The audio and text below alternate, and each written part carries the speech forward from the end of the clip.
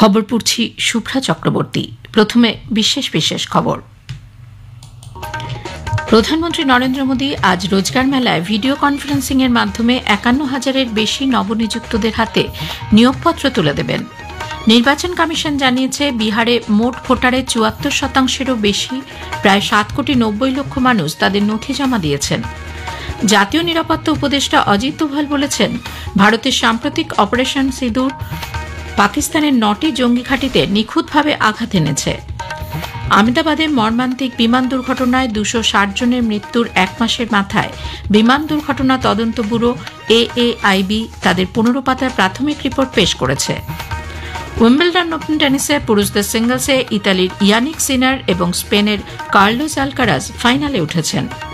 Anderson Tendulkar ট্রফির তৃতীয় টেস্টের তৃতীয় দিনে লর্ডসে ভারত আজ ৩ উইকেটে ১৪৫ রান হাতে নিয়ে খেলতে নামবে। আসছে বিস্তারিত খবরে। প্রধানমন্ত্রী নরেন্দ্র মোদী আজ রোজগার মেলায় ভিডিও কনফারেন্সিং এর মাধ্যমে ৫১,০০০-এর বেশি নিয়োগপত্র সরকারের বিভিন্ন দপ্তরে নবনিযুক্তদের প্রদান করবেন।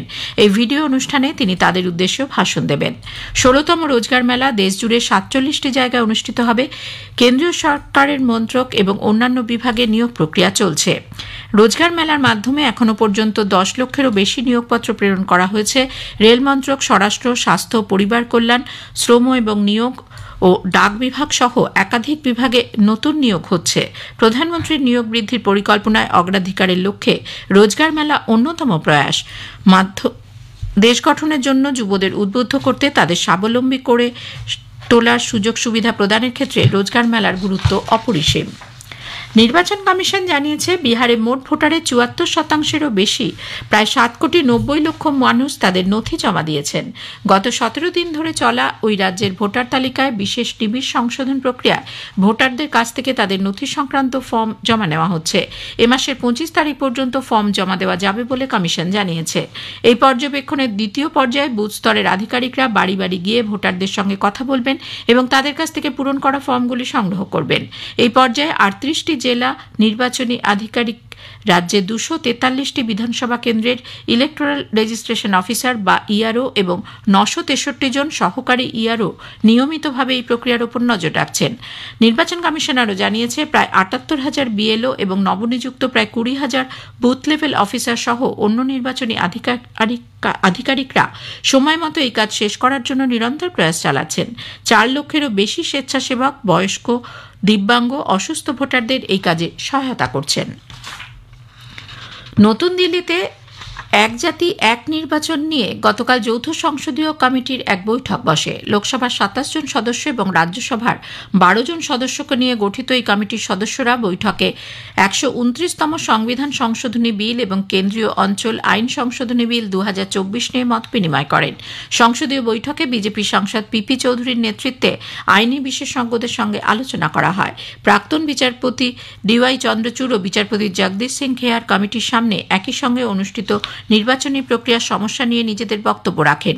বিজেপির সাংসদ অনুরাগ সিং ঠাকুর, কংগ্রেস সাংসদ প্রিয়াঙ্কা গান্ধী ভাদ্রা, সমাজবাদী দলের সাংসদ ধর্মেন্দ্র যাদব বৈঠকে অংশ নিয়েছিলেন। দেশে একসঙ্গে নির্বাচনের ধারণাটি নতুন নয়।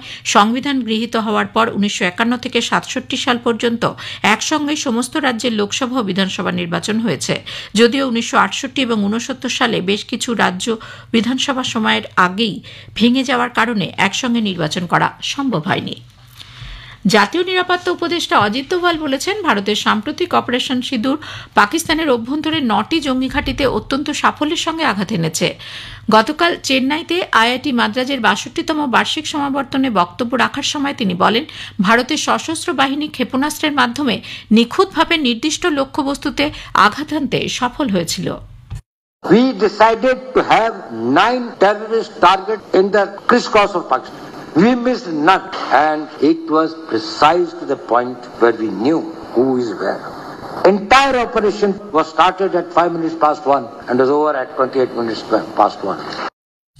প্রতিরক্ষা গবেষণা ও উন্নয়ন সংস্থা ডিআরডিও এবং ভারতীয় বিমান বাহিনী গতকাল ওড়িশায় দেশীয় প্রযুক্তিতে তৈরি অস্ত্র ক্ষেপণাস্ত্রের সফল পরীক্ষা করেছে। সুখোই 30 MKI প্ল্যাটফর্ম থেকে বায়ুতে উৎক্ষেপণযোগ্য ক্ষেপণাস্ত্রটির পরীক্ষা করা হয়। প্রতিরক্ষা মন্ত্রক থেকে জানানো হয়েছে এই ক্ষেপণাস্ত্রটি নির্ভুলভাবে 100 কিলোমিটারেরও বেশি দূরত্বের লক্ষ্যবস্তুতে আঘাত হানতে পারে। প্রতিরক্ষামন্ত্রী রাজনাথ সিং অস্ত্রের সফল উৎক্ষেপণে DRDO ও IF এর ভূয়সী প্রশংসা করেছেন। এ খবর প্রচারিত হচ্ছে আকাশবাণী থেকে। আহমেদাবাদে মর্মান্তিক বিমান দুর্ঘটনায় 260 জনের মৃত্যুর এক মাসের মাথায় বিমান দুর্ঘটনা তদন্ত ব্যুরো AAIB তাদের 15 পাতার প্রাথমিক রিপোর্ট পেশ করেছে। গতরাতে প্রকাশিত এই রিপোর্টে বোয়িং 7878 এর AI-171 বিমানটির ইঞ্জিনের গতি প্রকৃতিও উড়ান শুরু হওয়া থেকে পরপর ঘটনাবলী খতিয়ে দেখা হয়েছে। এতে বলা হয়েছে যাত্রা শুরু করার কয়েক সেকেন্ডের মধ্যেই ইঞ্জিন ফুয়েল কন্ট্রোল রান থেকে কাট অফ পজিশনে গিয়ে সুইচ অফ হয়ে যায়। এর ফলে বিপত্তি ঘটে। ককপিটের ভয়েস রেকর্ডারে শুনতে পাওয়া যায় এক পাইলট অপরজনকে জিজ্ঞেস করছেন কেন তিনি ফুয়েল কাট অফ করলেন। জবাবে দ্বিতীয় পাইলট তিনি কিছু জানেন না বলে উত্তর দেন। পরে ফুয়েল কন্ট্রোল সুইচ অন করা সম্ভব হলেও ক্রমে ইঞ্জিন বন্ধ হওয়া আটকানো যায়নি। স্বাভাবিকভাবেই উড়ান শুরুর 30 সেকেন্ডের মধ্যেই সেটি ভেঙে পড়ে। যাত্রার আগে দুই বিমান চালকই বিশ্রামের জন্য পর্যাপ্ত সময় পেয়েছিলেন। বিমানের জ্বালানি তেল DGC এর ল্যাবে পরীক্ষা করে দেখা হয়েছে। সেই রিপোর্টও সন্তোষজনক বলে AAIB জানিয়েছে। ছত্তিশগড়ের নারায়ণপুর জেলায় গতকাল 22 জন মাওবাদী আত্মসমর্পণ করেছে। জেলা পুলিশ সুপার রবিনসন গুড়িয়া বলেছেন এই মাওবাদীদের জন্য 37,50,000 টাকা পুরস্কার ঘোষণা করা হয়েছিল।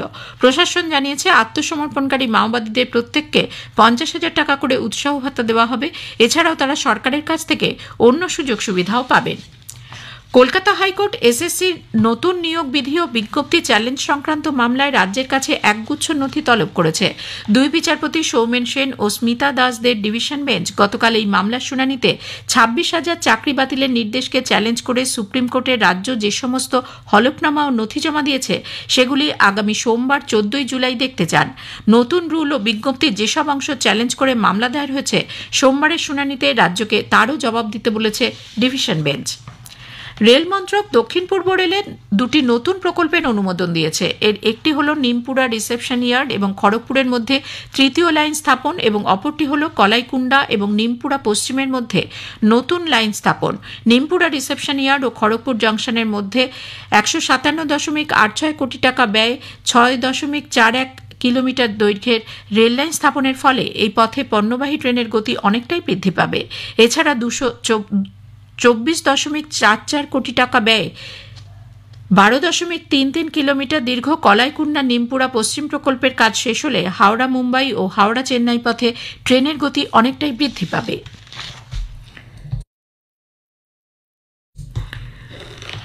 পাকিস্তানের বেলুচিস্তান প্রদেশে অজ্ঞাত পরিচয় বন্দুকধারীদের গুলিতে অপহৃত অন্তত 9 জন বাসযাত্রী নিহত হয়েছেন। প্রাদেশিক সরকারের এক মুখপাত্র জানিয়েছেন ঝোবের কাছে এই ঘটনাটি ঘটে।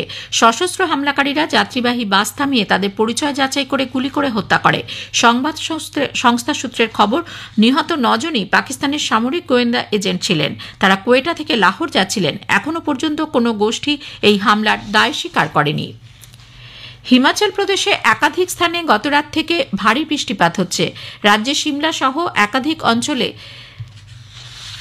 আজও ভারী বর্ষণে জনজীবন স্তব্ধ হয়ে গেছে। ভারতীয় আবহাওয়া দপ্তর 13 জুলাই ভারী থেকে অতি ভারী বৃষ্টিপাতের জন্য কমলা সতর্কতা জারি করেছে। হিমাচল প্রদেশে জুলাই মাসে স্বাভাবিকের চেয়ে 23% বেশি বৃষ্টিপাত হয়েছে। ভূমিধস এবং অন্য কারণে একটি জাতীয় মহাসড়ক সহ 223টি রাস্তা বন্ধ রয়েছে। উইম্বলডন ওপেনের পুরুষ বিভাগের দ্বিতীয় সেমিফাইনালে ইতালির ইয়ানিক সিনা সার্বিয়ার নোভাক জকোভিচকে হারিয়ে ফাইনালে উঠেছেন। গতকাল তিনি 6-3, 6-3, 6-4 সেটে 7বারের চ্যাম্পিয়ন জকোভিচকে পরাজিত করেন। অন্যদিকে পুরুষদের প্রথম সেমিফাইনালে স্পেনের কার্লোস আলকারাজ মার্কিন যুক্তরাষ্ট্রের টেলর ফ্রিটজকে 6-4, 5-7, 6-3, 7-6 হারিয়ে দিয়েছেন। ফাইনাল আগামীকাল। আজ মহিলাদের সিঙ্গলসের ম্যাচে মার্কিন যুক্তরাষ্ট্রের অ্যামান্ডা আনিসিমোভা পোল্যান্ডের ইগা সোয়াইটেকের মুখোমুখি হবেন। অ্যান্ডারসন টেন্ডুলকার ট্রফি তৃতীয় টেস্ট ম্যাচে ভারত তৃতীয় দিনের শেষে ইংল্যান্ডের বিরুদ্ধে প্রথম ইনিংসে 3 উইকেটে 145 রান করেছে। ইংল্যান্ড প্রথম ইনিংসে 387 রান তোলে। ভারত এই মুহূর্তে 242 রানে পিছিয়ে আছে। শেষ করার আগে খবরের বিশেষ অংশ আরও একবার।